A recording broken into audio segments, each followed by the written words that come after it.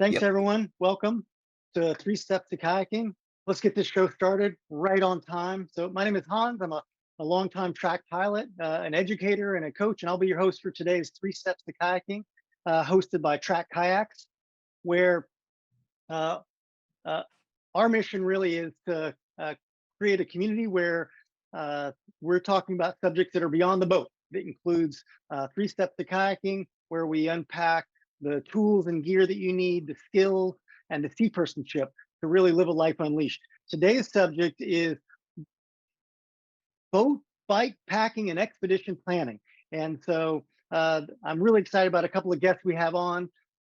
Liz and Brian. Brian Wright and Liz Drotos are zooming in from the Netherlands, and they right now are putting together a trip where they intend to travel the globe by boat and bike. And so I can't wait to really unpack how they're going to do this and share that with you. But I want to first thank, most importantly, Liz and Brian for taking the time to be here. Thank you. Welcome to Three Steps to Kayaking. Thanks so much. We're excited to be here. Thank you. Fantastic. So you guys, you're lifelong educators, and you're expeditioners, and you are a couple that we actually featured in one of the TRAK blogs, and you love to expedition together. I want to first get a little bit of sense of what excites you and inspires you about teaching and coaching others, and in the way that you do. Yeah. No, thanks. I think what's exciting, I'll let Liz speak for herself, but I think what's exciting for me is bringing people into new experiences that open their eyes, that are really memorable, that let them connect with people in ways that they haven't before. I think one of the things that I like about outdoor education in particular is, I think, both that people experience the world in really powerful and new ways, but also that they experience their interaction with others differently. I think connections are often much more profound in more challenging settings, and in settings that help us disconnect from a lot of the things that distract us in a daily basis, and help us connect in a deeper way. Great. So a big part of your inspiration as an outdoor educator is really around the relationship piece, and that comes through the experiential education element. Great. How about you, Liz? Yeah, and we've just also had the privilege of a lot of our traveling and our ability to see the world is tied to our educational experience. We started teaching in 2008 in Western New Mexico on the Zuni Reservation. And since then, we've taught as well in Costa Rica, in Armenia, and now in the Netherlands. So it's always also opened a door for us in terms of seeing the world and engaging with students that are coming from around the world to our schools. Yeah. And awesome. Really love that. Go on, Brian. No, I was just going to say, we've taught in 4 different countries, but we're lucky to have taught students from I don't know, maybe 120 different countries. Where we live now, we're in a residential dorm, and there are 24 students on our floor from 24 different countries. And as we've traveled, we've often been able to meet up with students and families, and to see the world through their experiences, and through their generosity as well, just as hosts and guides to places that they know well. So in many ways, you're living the dream, and you've really been able to take your passions and turn them into an avocation that sounds like has really great alignment to things that would interest you about traveling around the world and building relationships. How did you get here? For those of us that may not be so fortunate to be living our dream, or have aspirations of doing that, what are the building blocks? I guess credentials or things you've done along the way to help get you to this point that you have the confidence and the competence to take on something like experiential education as a foundation for sharing with others your expedition experience, and then building on that to then create a journey like going around the world living by bike and boat as means of transportation? Well, we met back when we were in a university in North Carolina, and we met in a backpacking program that had a lot of foundations from Knowles and Outward Bound, and we were educated there first in terms of leading backpacking trips in a very consensus-driven student-led program. And once we got our master's in teaching, we kept falling back on what we learned all those years ago back in university in this backpacking program with fellow students in North Carolina mountains. And we've both gone on to teach science at the high school level, and I've done some work as well at the local university here. But we keep being pulled back towards the outdoors, where I think the more powerful learning happens, at least for me. Yeah, no, Cool. absolutely. So it sounds like so you've really kind of played this continuum between experiential education and more traditional classroom studies, and you keep coming back to that. And it sounds like as you move along this continuum, you really lean into that foundation of experiential education as the most powerful aspect of your teaching. Yeah, no, very much. And that's been reasons why we've gotten and maintained our warfare certifications. And oddly enough, when I was in Armenia, far from any ocean, there's a beautiful high altitude lake there. And the UWC there was a brand new school. And as we were setting up experiential ed programs, the idea of paddling there was really exciting. And so that drew me to get ACA instructor certified. We ended up moving to the Netherlands before that program came to be, but it did get me more heavily into paddling. It got me looking at ways in which we could get kayaks when kayaks were not available. In Armenia, yeah. In Armenia, that wasn't an option at all. So that's where TRAK first came on my radar. Ultimately, our initial approach to that ended up being to build our own boats. So we did some skin on frame building. I built a West Greenland boat. Liz built a canoe, and actually, even just earlier today, we finished building some skin on frame canoes with students that'll get out on the water next week. Really fantastic, awesome, great. So you're also satisfying a mission of living a life unleashed, like folks at TRAK here. And so I love that. So back to experiential education, why is it so important? Do you want to take it? Yeah, I think we both see experiential education as being an even more genuine and authentic method of learning. And I think it's different just from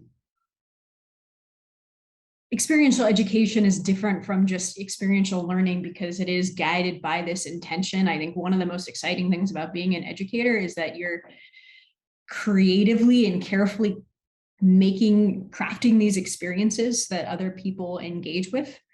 But there's still aspects of it that are spontaneous, and while you might have particular aims that you want to get from your experiences, they're also, it's open to learn anything, and I love that flexibility.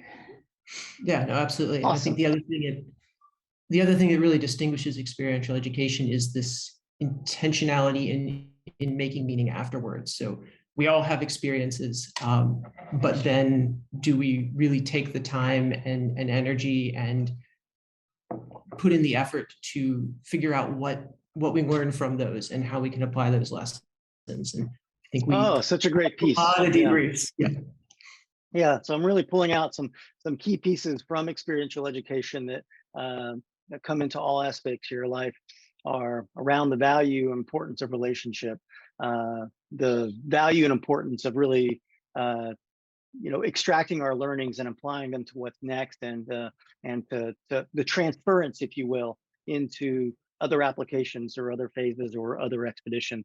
And so currently you're in the Netherlands, you're in a school, you're teaching students, you're helping them live a life unleashed, actually empowering them to build their own boats to then take trips on. And it sounds like how you got involved in TRAK was being in a place that didn't have boats and in a place that boats were incredibly difficult to get. um, uh, how did you get involved with TRAK from there? I think one of the things I really love about Brian is that he asks all of these questions, and he wonders if, could I do this kind of absurd thing? And living in the Netherlands, we've been so impressed by how everyone here does everything by bicycle. If you need to go to the doctor, you go by bicycle. If you need to go to the grocery store, you go by bicycle. If you are buying a large item at a thrift store, you attach a trailer to your bicycle and you go by bicycle. So I think Brian had this idea, could I kayak by my bicycle? And then it kind of took off from there. And maybe it's better if you continue and we show some photos. Yeah, I mean, I think that's so great. Yeah. So what I love about that, it sounds like where you're living right now, you're inspired by the fact that, bicycling is really the default means of transportation, and only from that do you find exception. And so it begs the question, like, well, what is the way to live? What is the way to be in the world?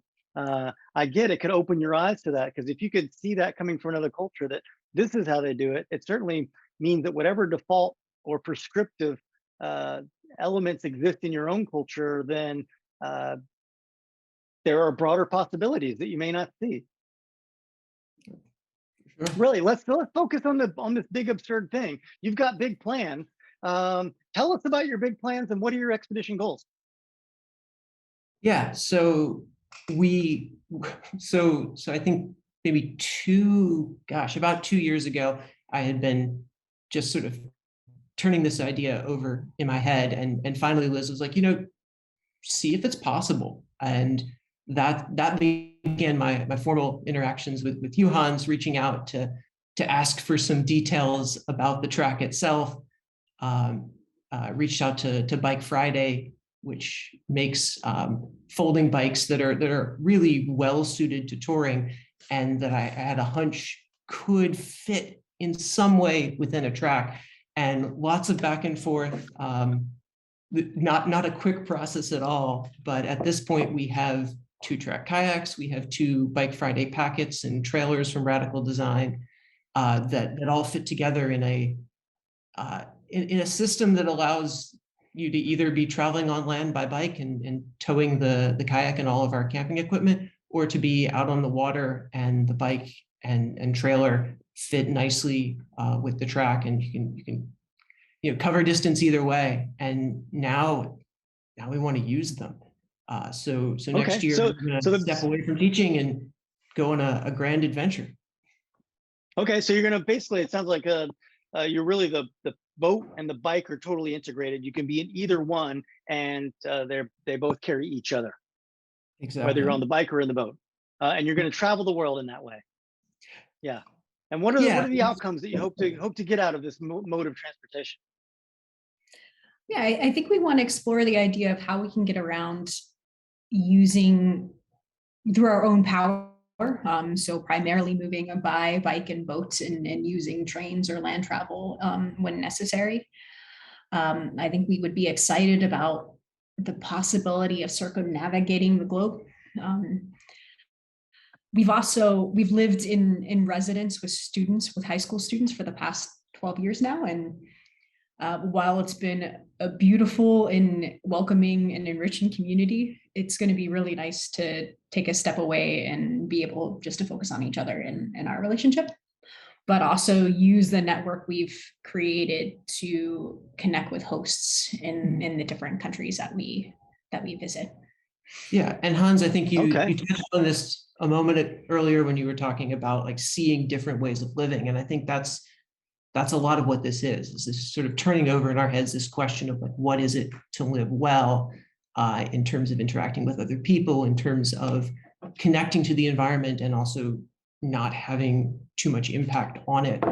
And this is our chance to go explore a lot of places, see a lot of different ways of living, and we want to look for inspiration from others, but also, I guess, offer a little bit of inspiration as well to go on this journey in a way that is low impact that really puts us in landscapes and lets us experience the places where we are at a much more sort of slow, thoughtful pace.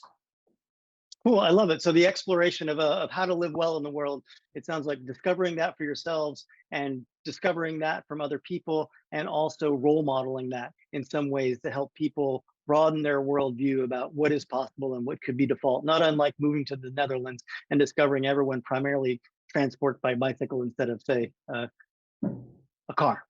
Yeah. So fantastic. And how do you think this is going to inform your, you know, your primary advocation of education and experiential education, more specifically?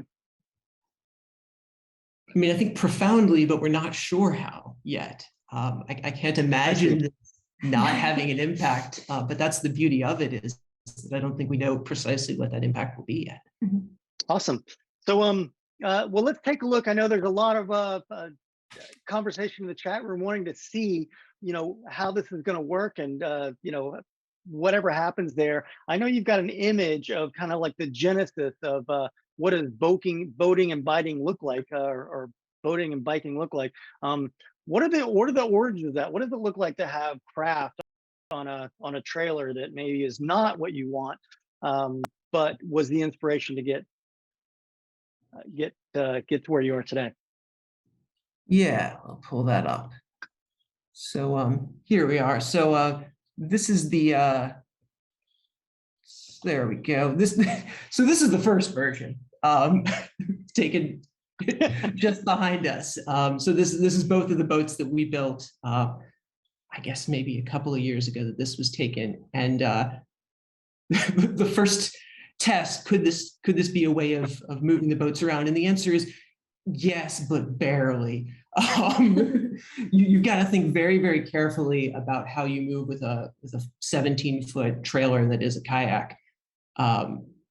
Even with the incredible bike infrastructure of the Netherlands, and we're only about 3 kilometers from the Maas River, the way I would normally go doesn't work, and I had to navigate a few spots. And it's nice to be able to get the boats out, but of course then it's not like the bicycle fits in them. This is fun, but it's not practical at all.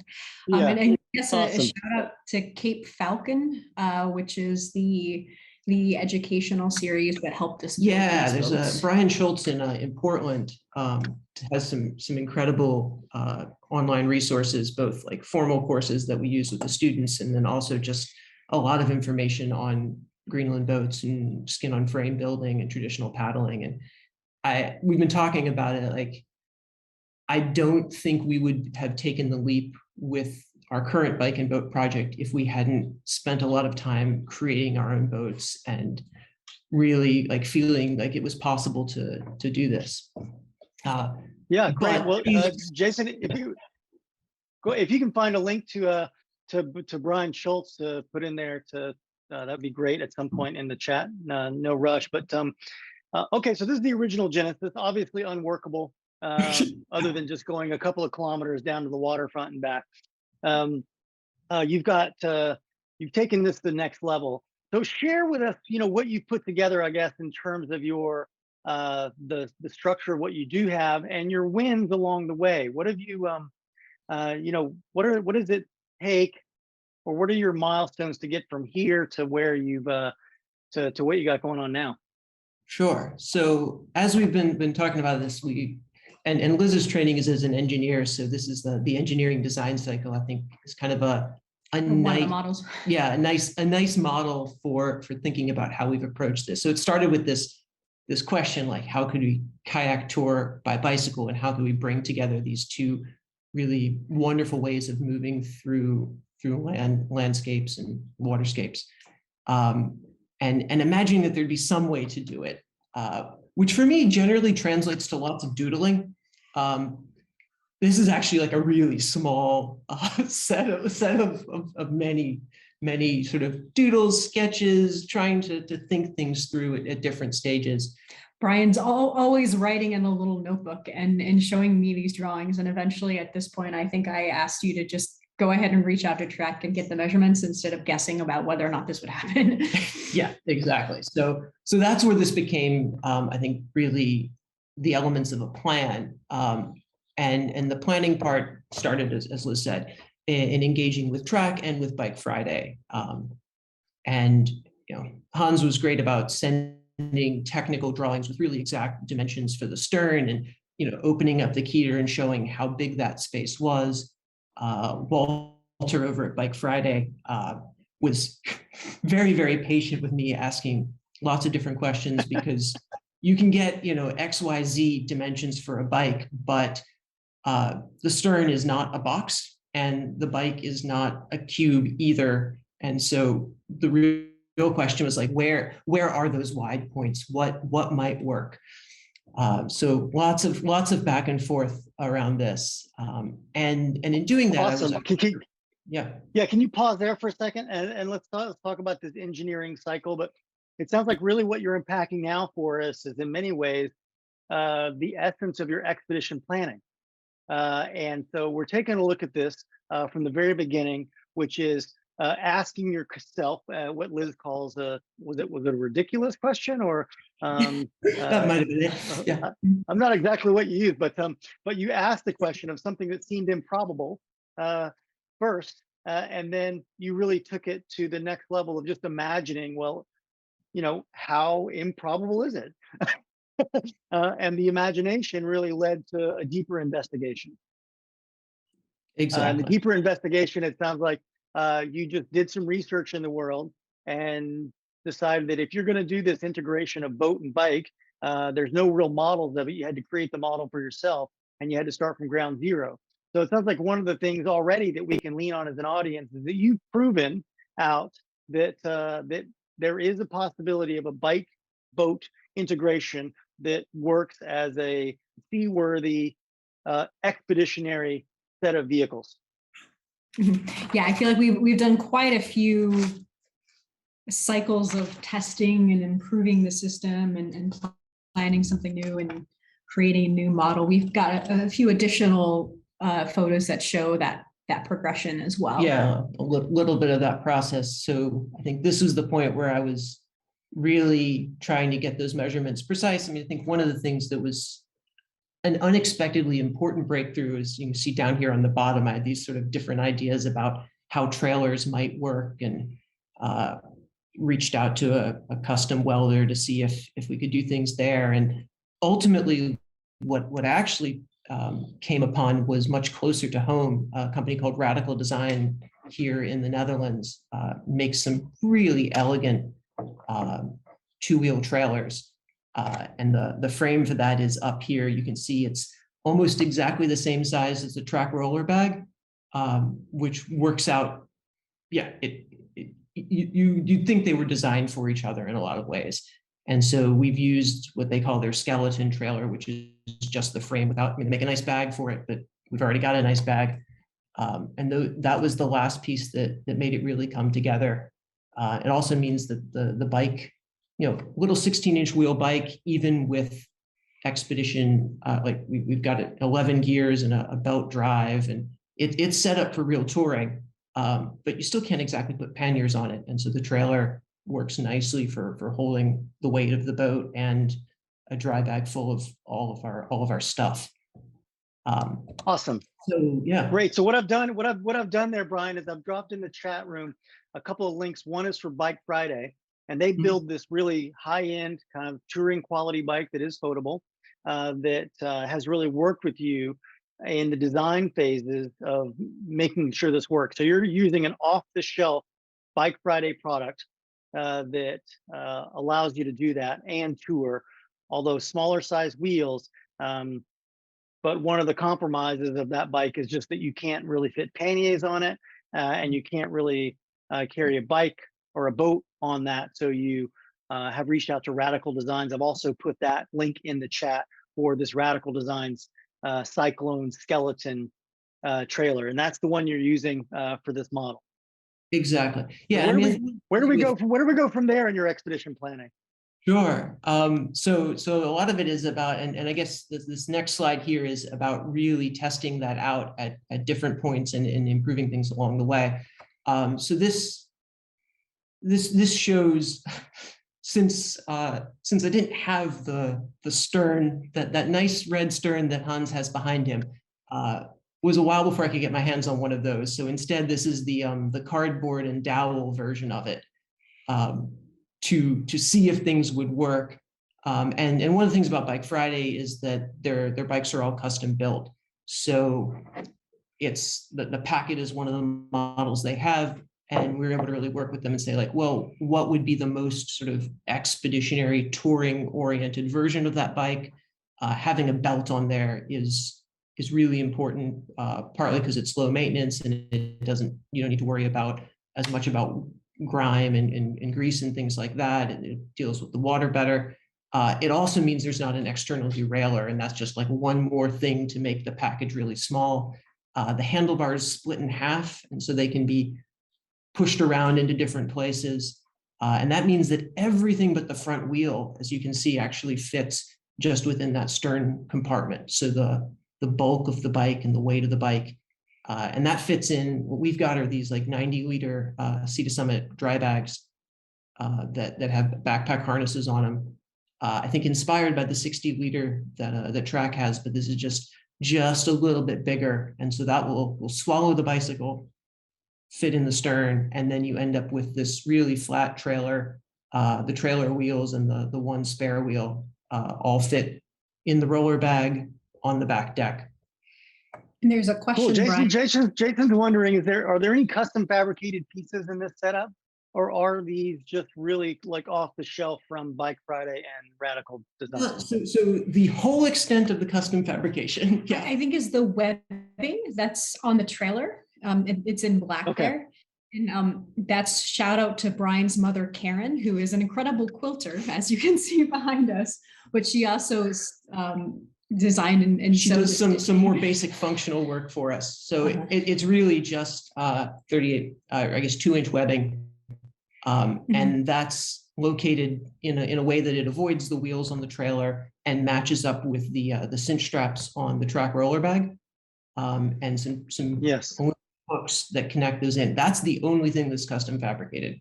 Everything else is okay.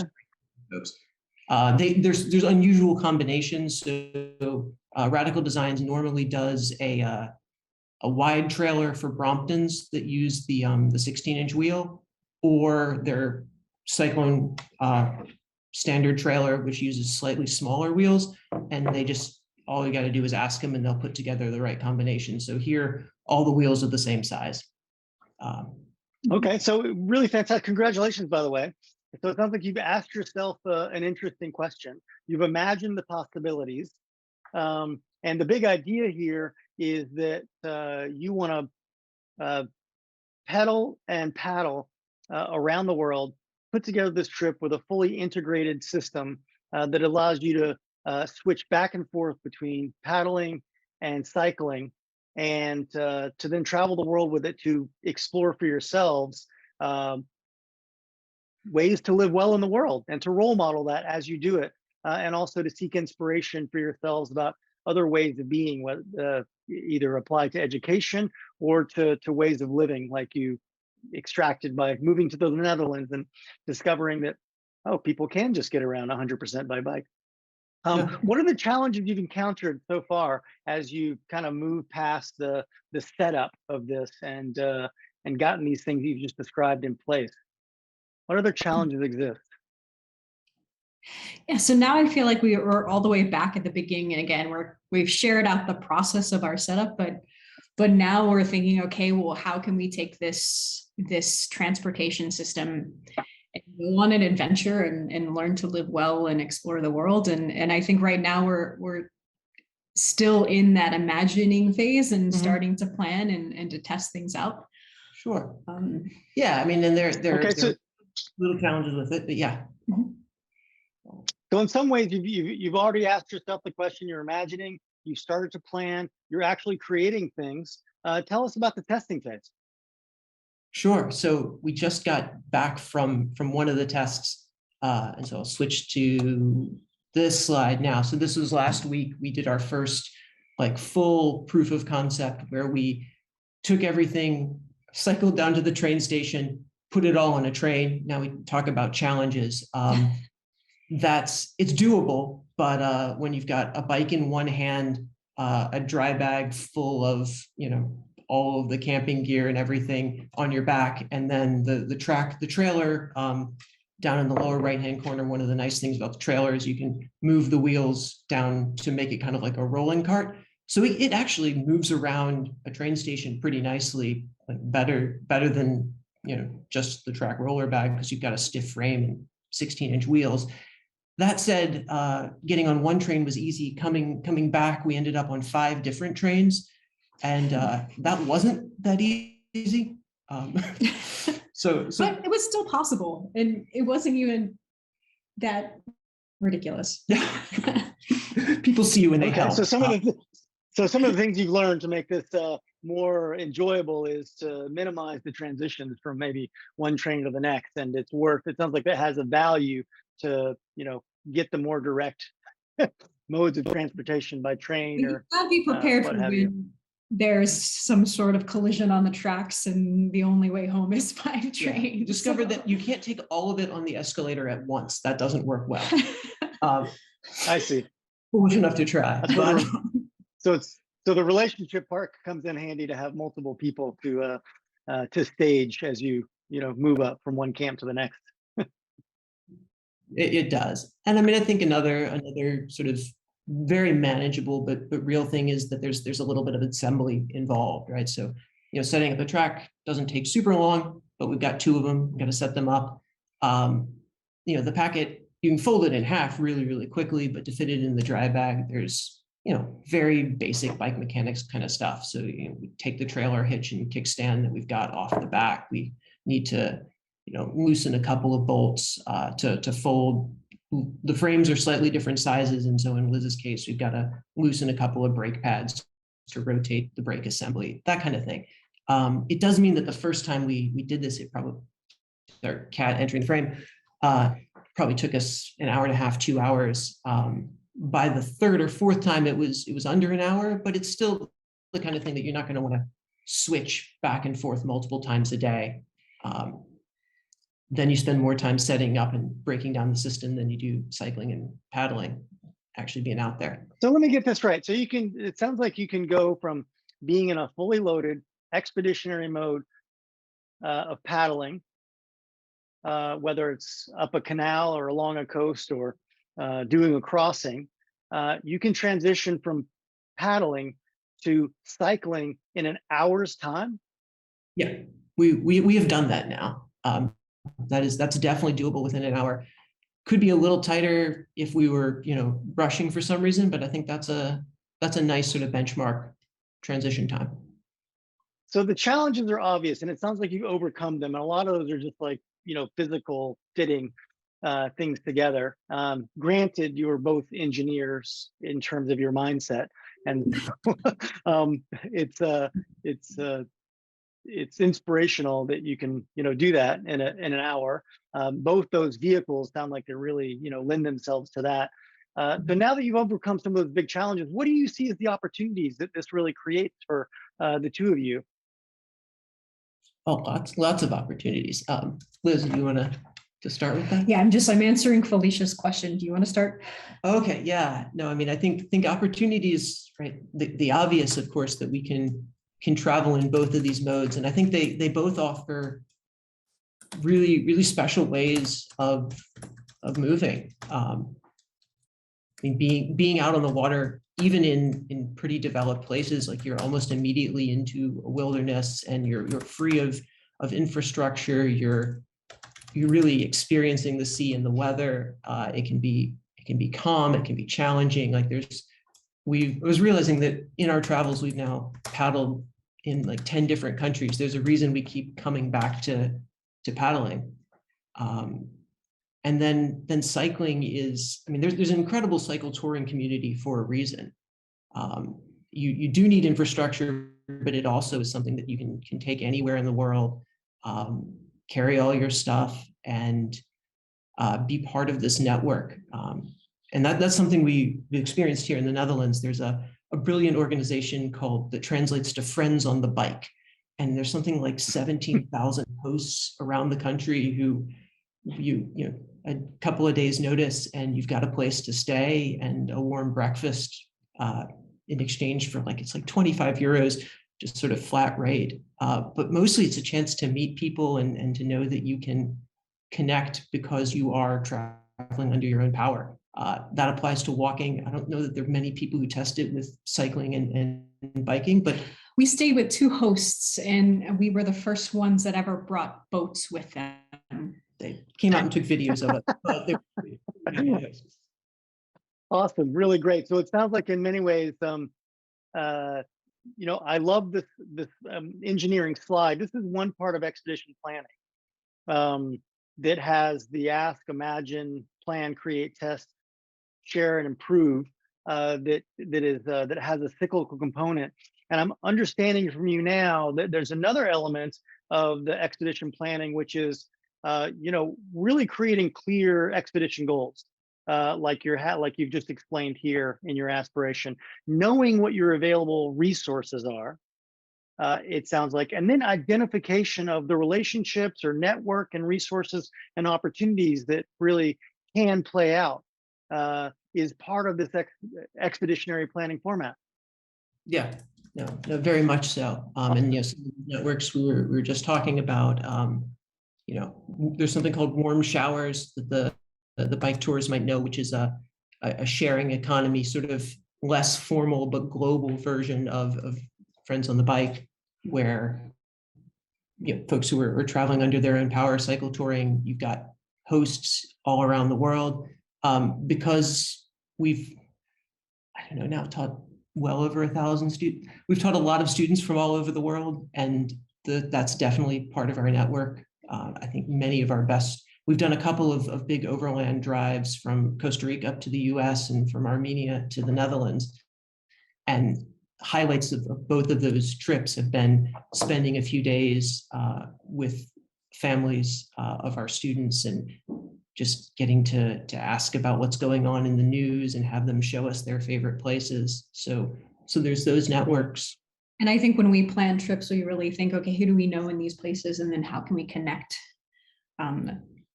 moving through that landscape? Great. I want to thank Dominique for putting that link for warmshowers.org in the chat for us as a resource. And want to go back to another part of this expedition planning, which is really, it sounds like you've taken also a float plan approach. Talk us more through us about that, and how does that relate to this broader expedition planning model? Sure. Do you want to take some of it? Go ahead. Yeah, I think it's a really nice, simple guide that you can return to every morning, but also as you're planning the entire trip. So this is the passage plan that TRAK has provided as a resource to help frame your expeditions. And as far as float plans go, I really like this one. I think there's a few things here that speak to me. Sorry, there's also a cat that might pop into the screen. One That's okay. is, If we could turn this into a cat video, we get better SEO. I think even just starting with that leader part, this has been sort of my ridiculous idea. But I think one of the things that we both know from outdoor leadership is that if you don't have full investment in everyone in the group sharing the objectives, then that's not effective leadership. And so through this process, we're always discussing, and I probably spend more time obsessing over charts and trying to figure out different routes and see what possibilities there are, but we make all of those decisions together. The gear part, obviously there's a fair amount of gear involved here. And we could, if anyone really cares about some of the finer details of the system, I'm more than happy to share because I've spent a lot of time thinking about how to make it work. But obviously that and how to maintain it and to make sure that we've got the ability to repair things is really important. Yes. Okay, great.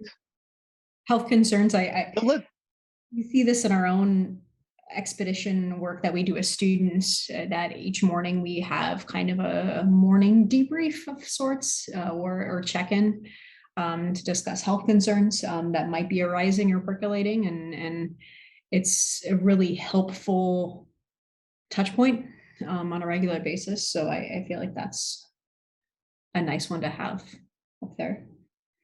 Yeah, Hans, you were saying?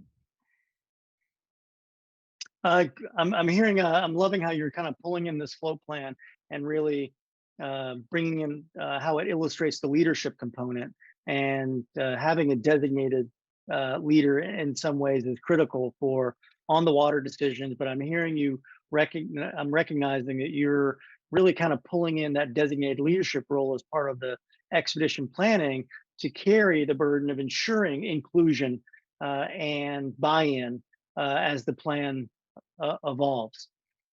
Let's take a moment here with this, and I love how you've used this as the passage plan model as a way that's typically designed for more micro views of a passage that you could use essentially for navigational purposes and integrated it into this broader expedition plan that you're unpacking for us here now.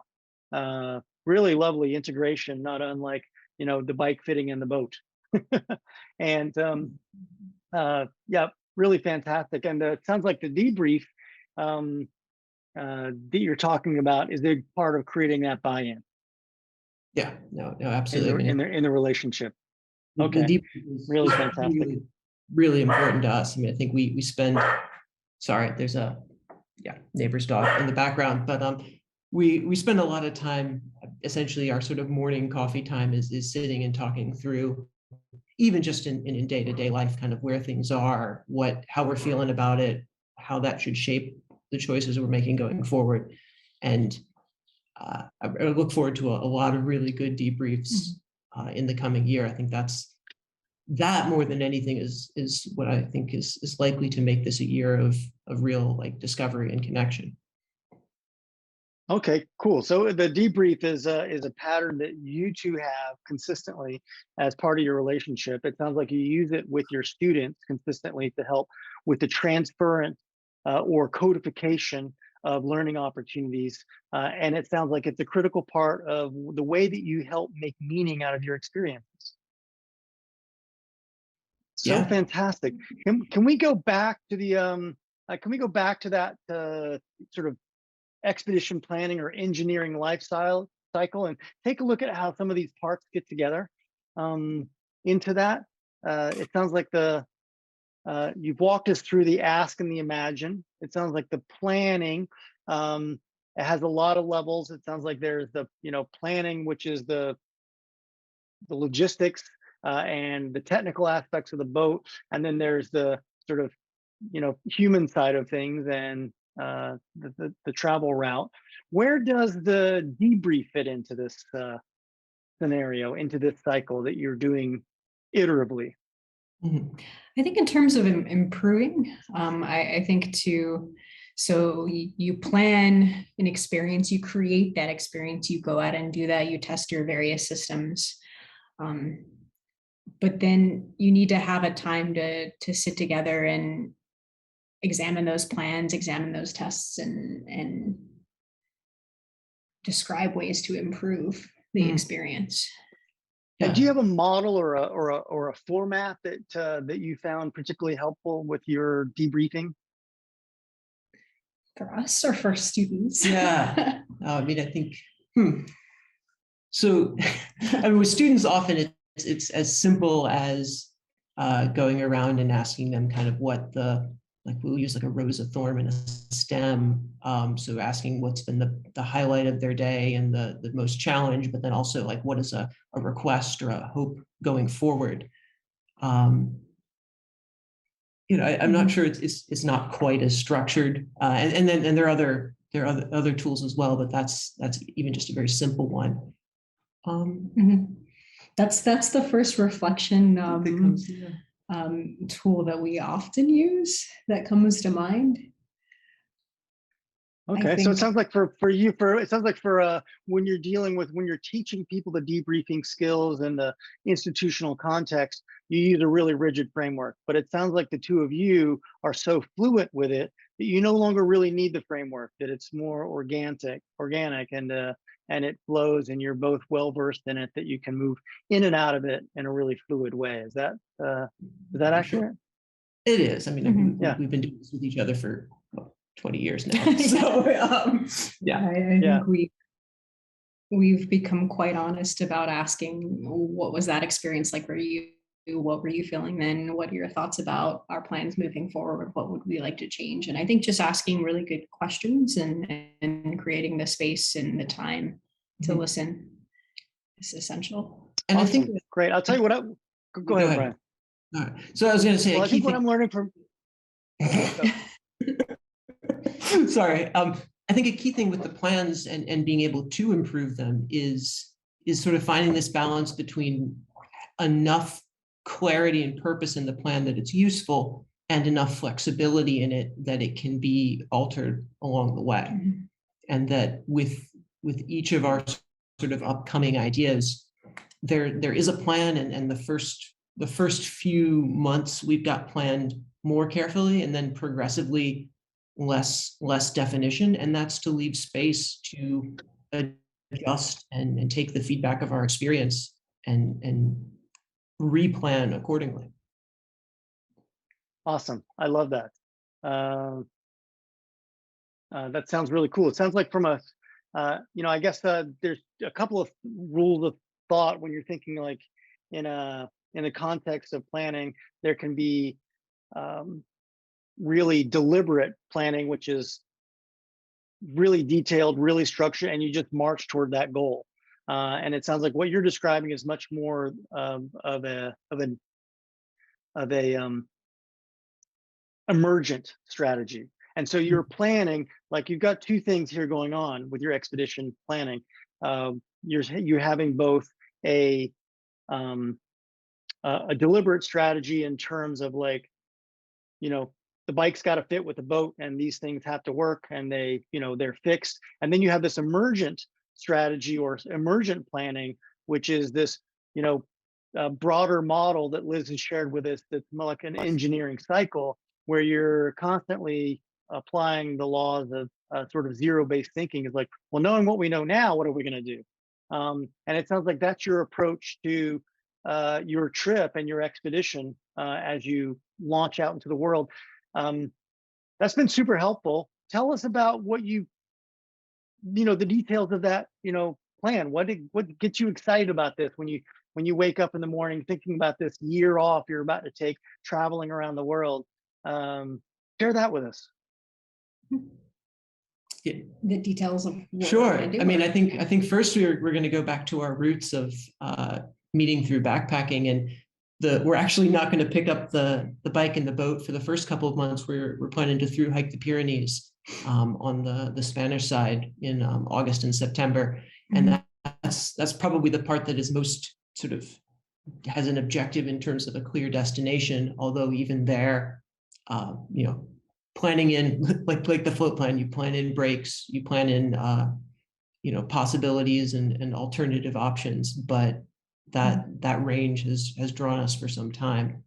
And I think that's a time that we're really going to focus on each other. I got to do a really long hike for a month by myself a couple of years ago in the fall, and I hiked the Peter Pod, and I really enjoyed it, but I did it by myself and not with Brian, and I think he was working and looking jealously. Yeah, so the fact that we'll be able to share this together after living with students in this very intensive community for so many years, to just have time together is going to be really, really nice. But then we will cycle and kayak and that'll start. So that'll start in the Adriatic, and we're looking at both the coast of Croatia and some of the Dalmatian islands, and also the Ionian Islands in Greece. Maybe this is where it's going to depend a lot on what pace feels sustainable and kind of how the weather is handling. But going to spend probably 5 weeks, maybe 6 there, as long as there's still light and warmth, and then looking to head over to the U.S. and try and avoid a flight and travel by container ship to the U.S. and then by train across the U.S. Before heading to Southeast Asia, and that's where the adventure picks up again. Right now, the Malay Peninsula is what's calling, and looking at different routes headed north from Singapore towards Phuket and maybe beyond. But if you have suggestions for us, please let us know. Yeah, contact suggestions. Okay, great. Always very much welcome. Awesome. Well, I welcome people in the chat right now. If you have any suggestions for this cruise, sounds like you're traveling south first to the Pyrenees, and then you're going to go a little bit east through the Adriatic, Italy, Croatia, down into the Med before kind of heading west across the Atlantic to North America, training and biking across the US, and then heading west into Southeast Asia before you circle back into Europe again, if that comes across. South Asia some as well, and yeah. Okay, well, awesome. Brian and Liz, I want to thank you for your inspiration here. I know I'm excited to get out and take a bigger trip, and I love the integration of boating and biking. You've really unpacked for us your approach to expedition planning here. I love how it has kind of 2 components. One is sort of the macro view, where you're really just like getting clear on your goals, knowing your available resources, identification of the relationships and resources and opportunities, taking a float plan approach to the smaller segments of it, and then really integrating the debrief as a cultural component for transference to really continue to build the relationship, codify the learnings, and to make meaning of your experience that you can then share out into the world. How do we do that? How do we participate in your sharing? How do we follow you on your journey? So we're not big influencers. We're just getting into social media. But if we just started an Instagram last week, so we'll put it in the chat if you would like to follow us.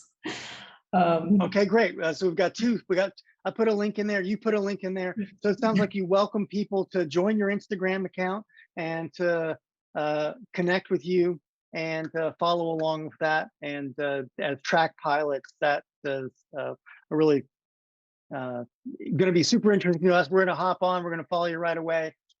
We've got some other folks out there that are TRAK pilots, also exploring the world, finding and role modeling ways of being. I invite you to take a look at the link of Frank Wolf, who's also on Instagram, paddling he's solo on the BC coast right now.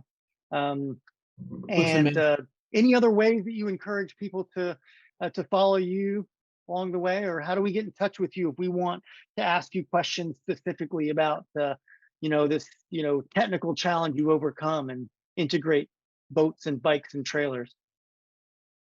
Do you want me to put our emails? Yeah, go ahead. You also can reach out to us directly. Liz is going to put our emails in the chat. But yeah, if you have nitty-gritty details about the system you'd like, spent a lot of time thinking about it and very, very happy to share. Or via the Instagram, you can message us that way.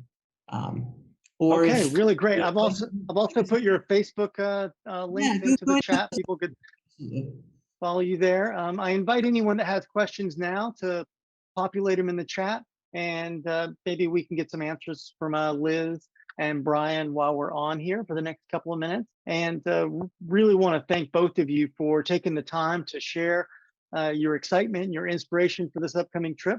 Any closing comments or elements that you would like to offer this community now? I mean, I think we hope that this inspires people to think about different ways that they can travel and really just get out there and try new things, follow passions, and also look forward to learning from others, including many of the folks in this community. Like very, very excited to be part of the TRAK community, inspired by other Bike Friday travelers, other cyclists. Yeah, there's so many beautiful, inspiring things out there. And just a plug and encouragement to come to the Netherlands and bring your boats. It's really beautiful to see cities like Bruges or Ghent or from the canals, and a different type of paddling than some of the sea kayak. The Low Countries are good for that, for sure. Awesome. Well, we set out today to, in many ways, to inspire and bring some value to the community. I invite you in the chat room to let us know how we did with that. Love to hear that. And Liz and Brian, I just want to wish you all the best on your trip. Know that we're here to continue to support you, and get overnighted spare parts if you need it, or anything we can do to help you get on your journey and stay there. And I'm really inspired by your expedition goals of really exploring, what living well looks like for you, and what does good work in the world look like for yourselves and for other people. And sharing that, you certainly have inspired me already in this, and I love your commitment and enthusiasm to do that. And I love how you also have an expedition goal of really getting inspired and bringing additional passion to your roles as educators in the world. So thank you for all that you do. Thank you for your time today, and thanks for giving our community some valuable bits and as well as inspiration. We have time to answer. I've got one question in my direct messages. Is it okay if we answer that now? Please go for it. That's why we're here. Yes. So Bruce asked, how are we going to balance paddling the track with bike and equipment without float bags? And yeah, no, that's an easy one, because there are TRAK's float bags. TRAK makes float bags that are also gear storage bags in them, and then also there's the CSOC. And so actually just yesterday I went and took the fully loaded boat with a bike in it and the trailer on the back. With the bike, the trailer, my helmet on the back, all of that. Just went out to sea. And the first thing is because I hadn't rolled it before because the weather was miserable and I wasn't in a dry suit. And went and rolled it, and it rolled just fine. Really, I expected more challenge than I got.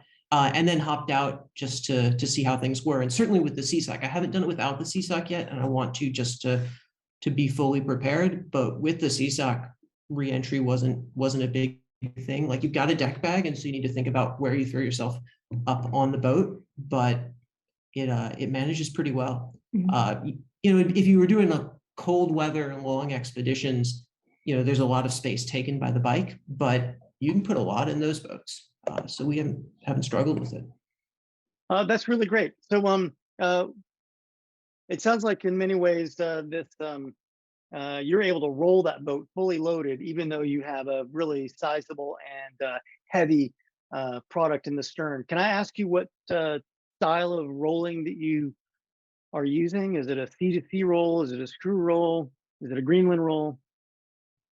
Well, so it's a Greenland roll, although I don't go all the way laid back with it because you've got that bag there. And I haven't played around with other rolls as much. But coming from a Greenland boat, that's my sort of starting point. True to style. True to style. Awesome. I've put into the chat for folks, anyone to checking this out. This is the TRAK Foundations program. You'll find a version of the float plan there. You'll find some other tips and strategies on foundational tips of kayaking. I invite you to go there, sign up. It's free. It's online, and a great bit of resources. And you'll get more sort of assets and PDFs, things like this float plan we've shared today. So anything else that you want to add then? Any other questions in your direct message, Liz? I guess Brian and I just want to say thank you for allowing us to share our stories and getting excited about our expeditions. Thank you, Hans.